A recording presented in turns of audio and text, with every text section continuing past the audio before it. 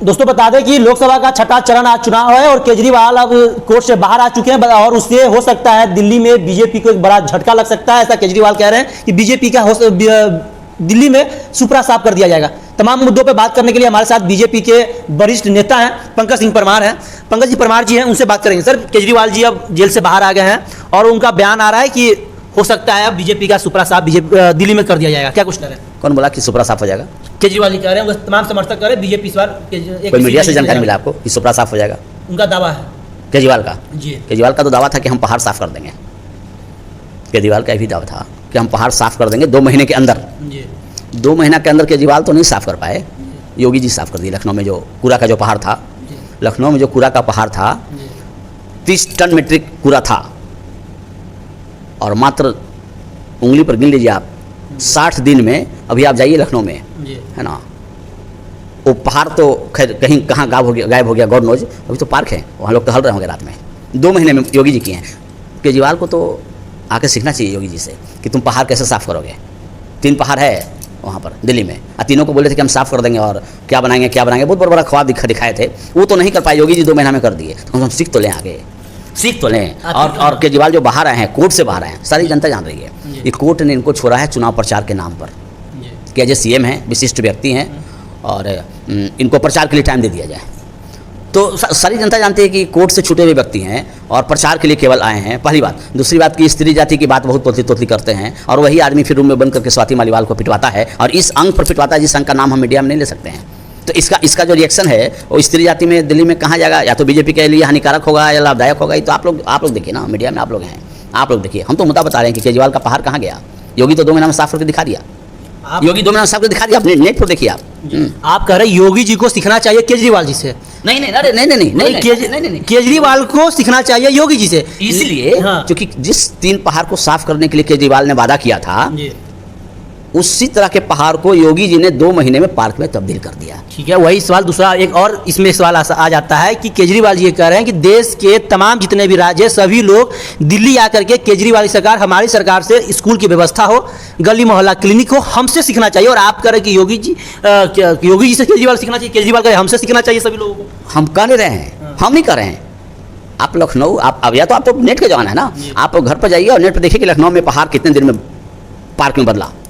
पहाड़ को पार्क में बदलने की कला सीखना है यदि केजरीवाल को, तो योगी जी के पास जाए, जो कि 2 महीना में बदल दिए। बाहर आने से बीजेपी को कितना झटका लग सकता है, इस मुद्दे पे हम बात करना चाहेंगे। अब तो हम बोल रहे हैं कि अब तो केजरीवाल का तो मुद्दा वहाँ चल रहा है कि आपने स्वाति को क्यों मारा।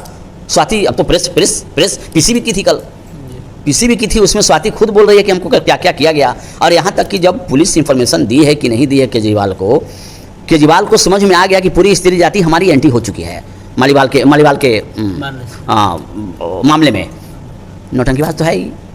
अब इसका रात में सोचा होगा कि अब हम नेक्स्ट पता क्या खेलें कि कुछ तो सहानुभूति अभी भी हमारा मिल जाए दिल्ली में, नहीं तो हम तो साफ हो जाएंगे इस मामले में। वो क्या कर रहे हैं कि अपने घर में ही अपने बाबूजी का हाथ पकड़ लिया और औरत, उसकी वाइफ जो है वो केजरीवाल की माँ की केजरीवाल की माँ की हाथ पकड़ लिया और उस भवन से निकाल के और ऑफिस की तरफ ला रहा है। अब वीडियो बना रहा है केजरीवाल।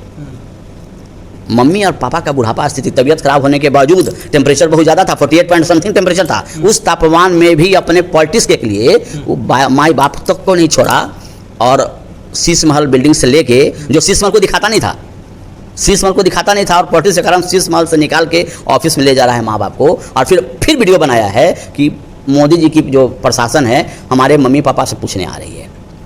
प्रशासन इतना बेवकूफ़ है, प्रशासन बेवकूफ़ है। यदि पूछने आ रही है तो आप बोल देते कि जहाँ हमारे मम्मी पापा बैठे रहेंगे वहीं पूछ लेगी। ये तो ऑटोमेटिक है। जहाँ क्राइम होगा तो क्राइम के स्थान पर जो लोग रहेंगे उससे पूछताछ करेगी ना पुलिस। अब उस कमरे के बगल में उनके मम्मी पापा थे, पूछताछ करेगी, है ना। अब करेगी नहीं करेगी जानकारी हमको भी नहीं है, लेकिन ये रूमर उन्हीं का उठाया हुआ है केजरीवाल का, क्योंकि डेली एक पत्ता फेंकते रहते हैं, है ना। तो कल का वीडियो देखिएगा कि मम्मी पापा को बहुत स्मूथली वो ले जा रहे हैं और दुखद भाव से। और फिर वीडियो पर जनता को बोलते हैं कि हमारे मम्मी पापा को ही मोदी जी ने नहीं छोड़ा, बुढ़ापा है, बीमार है तो उतना तुम टेम्परेचर में तुम बाहर क्यों निकाल रहे हो? ये कहेंगे एक राजनीतिक स्टंट है, जहाँ बैठे रहेंगे वहीं राजनीतिक स्टंट। तो अब मीडिया क्या लोगों का मतलब कि एक इमोशनल के साथ लोग देखते ही समझ जाते हैं कि कैसा बड़ा खिलाड़ी है। अब समझ गए लोग, है ना। अब समझ गए स्वाति के बाद, अब समझ गए कि आप माँ बाप को क्यों निकाल रहे हैं। इतना टेम्परेचर में तुम निकाल दिया अपने माँ बाप को, है ना। इतने टेम्परेचर में तो अपने माँ बाप को तुम निकाल दिए। इसका मतलब तुम्हारे अंदर केवल कुर्सी का लालच है। कुर्सी के अलावा तुम्हारे पास कोई माँ बाप कोई सब बोलने का है, पॉलिटिकल बोलने का है। एक समय अन्ना हजारे का जो हुआ था आंदोलन, उसमें तुम बोले थे कि हमारा कोई पार्टी का कोई आदमी, कोई एमएलए, कोई एमपी न घर लेगा, न गाड़ी लेगा, नहीं लेगा। कल परसों के बयान में पलट गए हैं। पिछले बार रिकॉर्ड अभियान चलवाइए आप टीवी पर, है ना, जिसमें बोले हैं कि हम कुछ बंगला गाड़ी कुछ नहीं लेंगे, है ना। और दिल्ली में देखिए दोनों साथ में लड़ रहे हैं, कांग्रेस और केजरीवाल दोनों, और पंजाब में दोनों मारापीटी कर रहे हैं। इसका मतलब क्या है कि दिखाने के लिए दोनों हैं, दुकान एक ही है, दुकान जो है ना वो एक ही है कि हिंदुस्तान को बेचो या हिंदुस्तान को बंटवारा जल्दी से जल्दी फिर करवा दो। उनका प्लानिंग है। आप जानते हो 1971 के युद्ध में, 1971 में युद्ध हुई थी इंडिया पाकिस्तान में, उसमें 13 दिन युद्ध चला था। इंदिरा जी पीएम थी, 13 दिन युद्ध चला, हम जीते और 90,000 पाकिस्तानी सैनिक को हमने बंधक बना लिया। उसमें नेहरू जी 90,000 को छोड़ दिए फ्री, बहुत बड़े दयालु थे नेहरू जी। 90,000 पाकिस्तानी सैनिक को ऐसे ही छोड़ दिए बिना शर्त का पाकिस्तान में। वही मोदी जी जो विश्व गुरु हैं, कल या परसों किसी स्टेज से कह रहे थे कि यदि मैं 1971 में मैं रहता तो 90,000 सैनिक तो छोड़ देता, उसके बदले में कॉरिडोर करतार वाला हम ले लेते और कश्मीर भी ले लेते। 90,000 सैनिक उसका बंद था, उसको देना मजबूरी थी। हाँ, पाकिस्तान हमको कॉरिडोर भी देता करतार वाला, सिखों का जो परम पूज्य स्थल है, और हमको कश्मीर भी देता। लेकिन इंदिरा जी ने 90,000 सैनिक को ऐसे ही छोड़ दिया, बिना कुछ लिए, बिना किसी शर्त का 90,000 सैनिक छोड़ दिया। और हमारा 53 सैनिक उसी युद्ध में पाकिस्तान अभी तक रखे हुए हैं। अब रखे हुए हैं कि हमारा जो है देश का सपूत मर गया, ये तो हम नहीं जानते। लेकिन 53 सैनिक उन्होंने बंदी बना लिया था। और इंदिरा जी 90,000 सैनिक को छोड़ी हैं, कम से कम 53 सपूत तो मंगा लेते हैं अंदर। 90,000 मैं छोड़ रहा हूँ, तुम 53 नहीं छोड़ सकते हो। इतनी बड़ी गलती उन्होंने की थी। उन्हीं की पार्टी है कांग्रेस। अभी हमारे साथ पंकज सिंह परमार जी थे और यह साफ तौर पे कहना था कि केजरीवाल के द्वारा देश का 2 भागों में बांटने का एक बड़ा साजिश है। बाकी आप अगर जहां से भी देख रहे हैं, इस तमाम मुद्दों को लेकर के अपना कमेंट बॉक्स से जरूर माध्यम से बताइएगा कि क्या ये जो आरोप लगाए हैं केजरीवाल के ऊपर कि देश को 2 भाग में बांटने का उनका बहुत बड़ा साजिश चल रहा है, इस पर आपका क्या कुछ राय है? धन्यवाद। ये वो मुद्दा